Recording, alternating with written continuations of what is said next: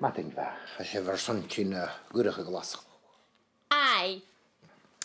Mas ansibh súranach an na breichtain féimeisih céistin rickirst.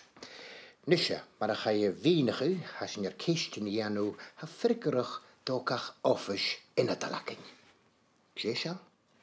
Dáman se cínteach go bhéal, Celtic nor Rangers.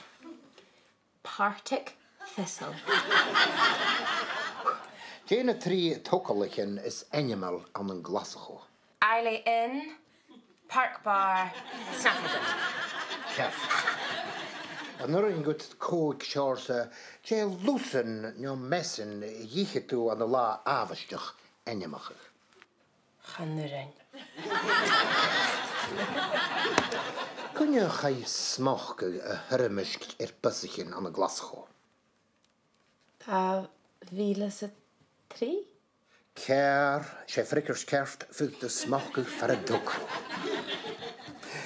Fer gá gealamh chúntais dé Ghlaschu.